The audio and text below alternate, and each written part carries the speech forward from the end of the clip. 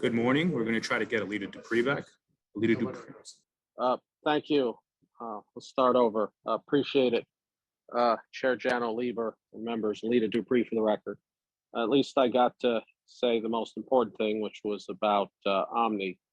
And at least you got to hear that before your vote. On to some other things, miscellaneous things.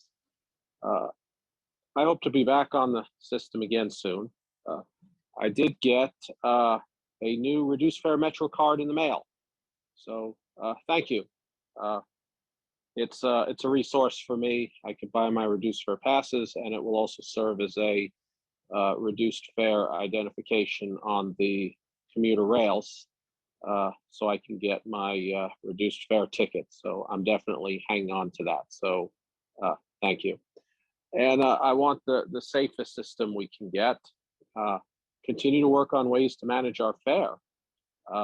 We shouldn't be having the physical money around in the system.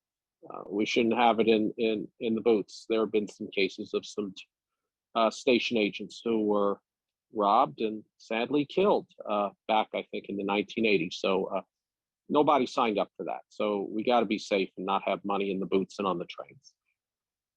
And ADA, of course, I talk about that a lot. I think we should be aspirational and work toward having 50 stations a year. It's not easy, I know. It's not going to happen today or tomorrow or even next year. And I appreciate the work you are doing to get it going. But we can always do more, because I told you about my times climbing up from the deep subway station. I can do it, but many can't. It's still not easy. So anyway, we have the most successful rapid transit system in the world. I ask that you hold to the great traditions, because it is legendary. Have a good holiday. Thank you. The next speaker will be Miriam Fisher, followed by Stacy Ross. Okay, can you hear me? Yes. Can you hear me? I'm muted.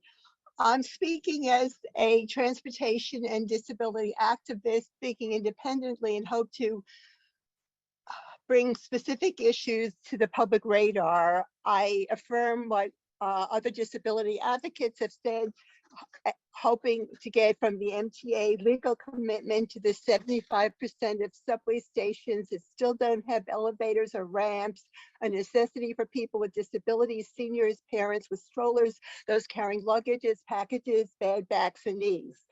Also, I would like to ask our new Governor Hochul to appoint people with disabilities to the MTA board and to the Congestion Pricing Traffic Mobility Review Board, people with experience, lived needs of using transportation and facing disability obstacles.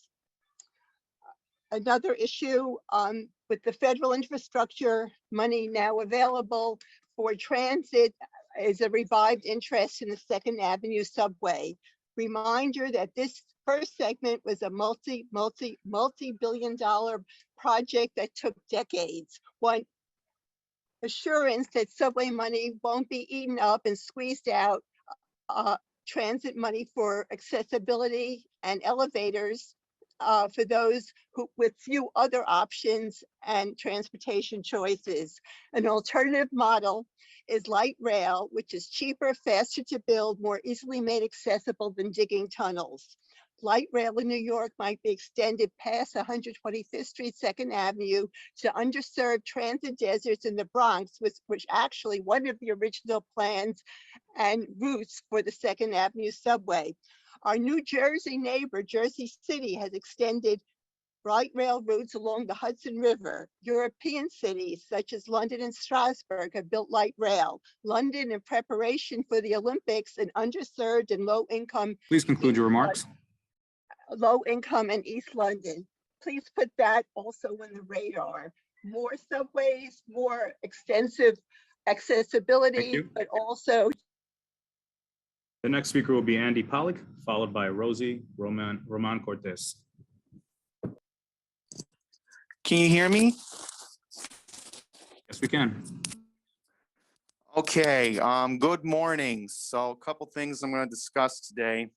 Number one, thank you for taking my comments very seriously regarding the service on November 24th. I took advantage of it. I went to the balloon inflation for the Macy's Thanksgiving Day Parade, and the subway service met my standards. Everything was available, no delays, no suspensions, and I love to see that more often on the subway system. The second matter at hand today is regarding the commuter rail line fares. I know the on-peak for Long Island Railroad is going to return on Tuesday, March 1st, 2022. The only flaw that we know is that the pre-pandemic ritual, as I'm going to call it, of putting the on-peak fare for disabled and senior riders from 6 a.m. to 10 a.m. needs to stop. And especially for people in the disabled community, that is a violation of the Americans with Disabilities Act. So if you are going to overdue, you have to make sure 10 a.m. on week continues pretty much it. Thank you. Have a happy holiday and have a happy new year. The next speaker will be Rosie Roman Cortez. Hi, my name is Rosie Roman Cortez. First of all, thank you for allowing me the opportunity to share the issues we riders of the SIM 24 on the South Shore of Staten Island are experiencing. I work on 35th Street and I take the SIM 24 bus to and from work daily. I live in Pleasant Plains, which is the community directly outside the gate at the Outer Bridge Park and Ride. I literally walk through that gate to take the bus every day. This residential neighborhood has been developing very rapidly as many new homes have been built, thereby increasing the number of residents.